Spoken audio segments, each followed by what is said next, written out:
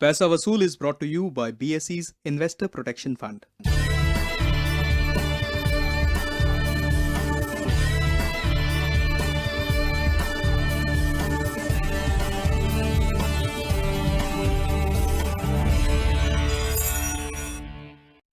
पैसा वसूल की इस नई कड़ी में मैं करुणा पांडे आप सबका हार्दिक स्वागत करती हूँ।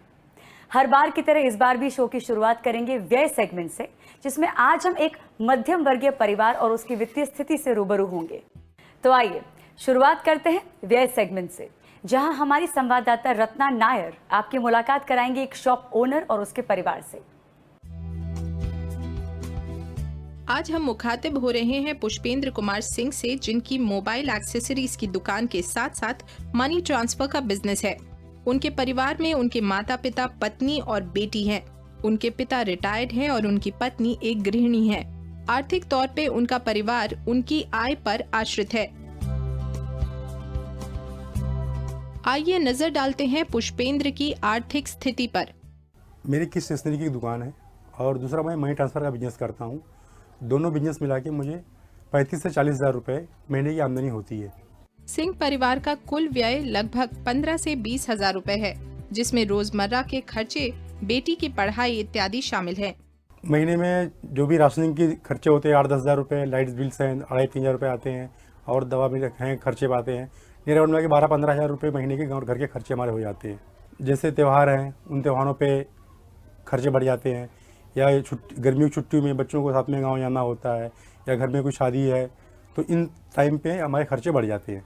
पुष्पेंद्र की 2 जीवन बीमा पॉलिसीज हैं, जिनमें से एक का प्रीमियम 20 हजार रूपए और दूसरे का 70 हजार रूपए सालाना है, और इनकी पॉलिसीज का सम एश्योर्ड 27 लाख रुपए और 50 लाख रुपए क्रमशः है। पुष्पेंद्र ने कोई मेडिक्लेम नहीं करवाया है। मेरी बेटी के लिए एक बैंक में अकाउंट खोला हुआ है, RD अकाउंट है, जो महीने का 5,000 रुपये हम डिपॉजिट करते हैं।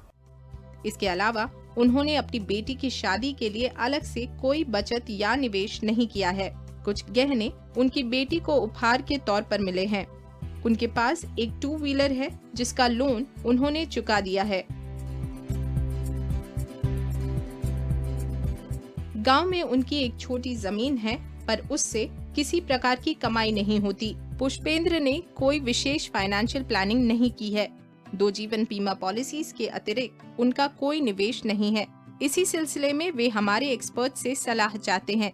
मैं मेरे रिटायरमेंट के बारे में, मेरे बच्चे के बारे में, मेरे फ्यूचर के बारे में सलाह चाहता हूँ कि और मैं कितनी अधिक सेविंग कर सकता हूँ। तो ये थी पुष्पेंद्र सिंह की आर्थिक समस्याएं। अब पेश है इन पर हमारे एक्सपर्ट किशोर काले के सुझाव। बिजनेस में हमेशा अनियमितताएं चलती रहती है, तो ऐसे सिचुएशन में आपने एक कॉन्टिजेंसी फंड बनाना बहुत ज़रूरी है। आपके मासिक खर्चे का 6 महीने तक का एक फंड आपने बना लेना चाहिए, जिसका एक टोटल अमाउंट 1,20,000 रुपया होगा, जो आपने अपने सेविंग अकाउंट में या तो किसी भी म्यूचुअल फंड्स के लिक्विड फंड में या अल्ट्रा शॉर्ट टर्म फंड्स में आपने इन्वेस्ट कर देना चाहिए।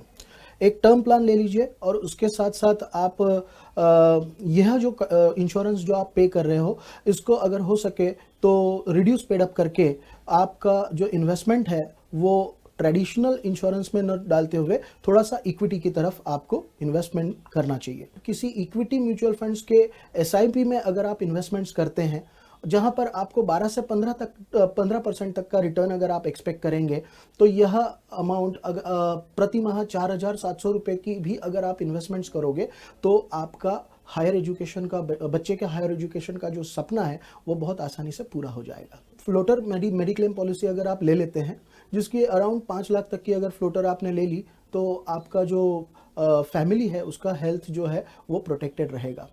इसके साथ साथ आपके पास एक personal accidental policy around 50 lakh तक की होनी ज़रूरी है। जहां तक बच्ची के शादी का सवाल है, अगर आप किसी म्यूचुअल फंड के SIP में इन्वेस्ट करते हैं, जहां पर आपको 1200 से 1300 रुपये तक का अगर आप प्रति माह इन्वेस्टमेंट आप करेंगे, तो बहुत आसानी से आप 27 से 30 लाख रुपए तक का भी ये कॉर्पस जमा कर पाएंगे। इक्विटी में ज़्यादा से ज़्यादा इन्वेस्टमेंट आप अगर करें, तो आप रिटायरमेंट का अपना 3 करोड़ का कॉर्पस बहुत आसानी से अचीव कर पाएंगे।